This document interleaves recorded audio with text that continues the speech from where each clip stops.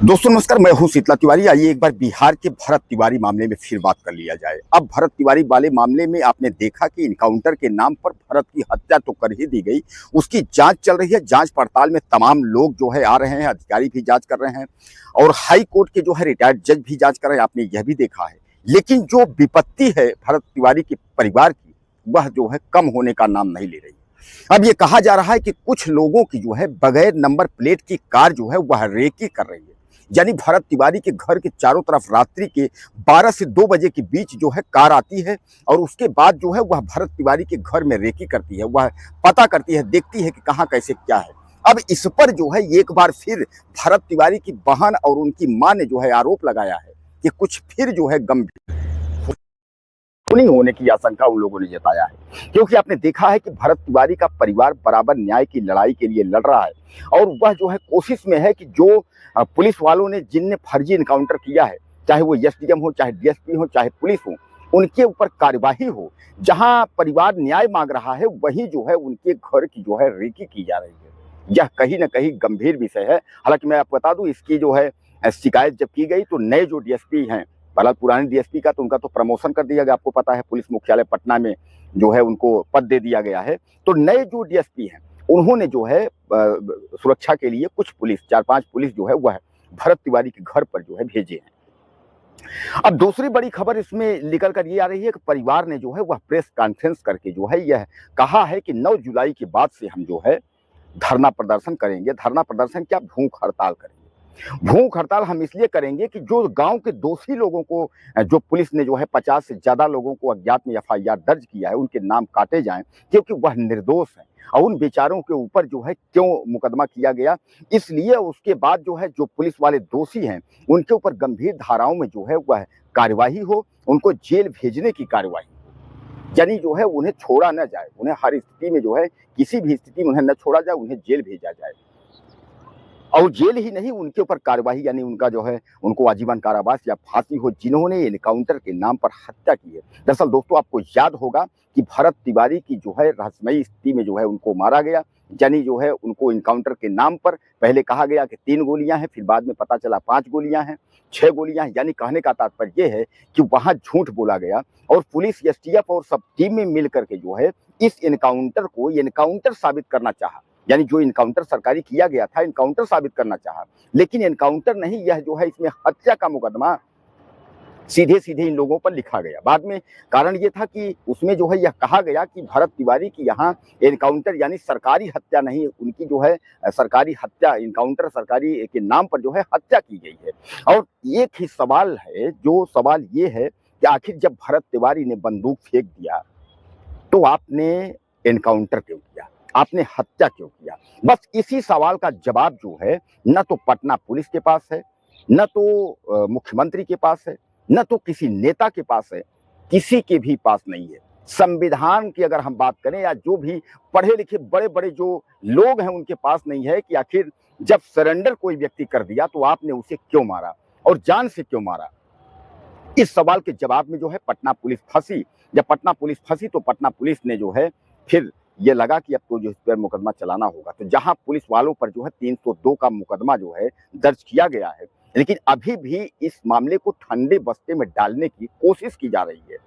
दरअसल मैं आपको बताऊं कि सम्राट चौधरी जो है वह मुख्यमंत्री बनने के बाद उन्होंने यह सोचा था कि हम यूपी जैसा योगी मॉडल लागू कर देंगे, और जब यूपी जैसा योगी मॉडल लागू कर देंगे तो फिर सामान्य बात है कि सब कुछ ठीक हो जाएगा। लेकिन वह यूपी जैसा लागू करने के चक्कर में, यानी मॉडल लागू करने के चक्कर में जो है एक निर्दोष व्यक्ति को मार दिया। दोस्तों उत्तर प्रदेश में योगी मॉडल जो है वह महीने में 10 एनकाउंटर होते हैं अपराधियों, जो अपराधी होते हैं उनके एनकाउंटर होते हैं, और बिहार में पुलिस ने एक एनकाउंटर किया, वह भी उसका एनकाउंटर कर दिया जो दूसरों की हक की लड़ाई लड़ता था, जो समाज की लड़ाई लड़ता था, उसका एनकाउंटर कर दिया। और उसकी गलती क्या थी? गलती केवल यही था कि उसकी आवाज जब नहीं सुनी जा रही थी तो उसने बंदूक उठा लिया, और बंदूक उठा लिया और अपनी आवाज दिखाने के लिए कि ताकि हमारी सुनी जाए। उसके बाद जब पुलिस वालों ने कहा तुम्हारी मांग जो है पूरी हो गई है, बंदूक फेंक के सरेंडर कर दो, उसने, भरत तिवारी ने कहा कि हम बंदूक फेंक रहे हैं, सरेंडर कर रहे हैं, लेकिन कोई चालाकी नहीं होनी चाहिए। लेकिन आपने देखा कि जब बंदूक फेंक करके और भरत तिवारी ने सरेंडर किया तो पुलिस ने जो है इनकाउंटर में मार दिया। ये आप समझिएगा। यहाँ कसाब जैसे आतंकवादी बड़े बड़े अगर जो है उग्रवादी आतंकवादी जब पकड़े जाते हैं तो उनको 4-6 सालों जो है बिरयानी खिला करके उनको मोटा किया जाता है, जांच पड़ताल की जाती है, सब कुछ किया जाता है। तमाम नक्सलाइट लोग पकड़े जाते हैं, उनकी जांच पड़ताल होती है, न्यायपालिका के तहत उनको फांसी की सजा दिया जाता है। लेकिन यहाँ ऐसा नहीं था। यहाँ तो बस सरेंडर भी किया व्यक्ति ने तो उसको जो है मार दिया गया। इसका मुख्य कारण जानते हैं? इसका मुख्य कारण वही है जो जवनिया गांव यानी पूरा गांव का गांव मां गंगा में डूबा था, उसको पुनर्वास के लिए यानी बाढ़ स्थिति को जो है पुनर्वास के लिए जहां 1,500 करोड़ रुपए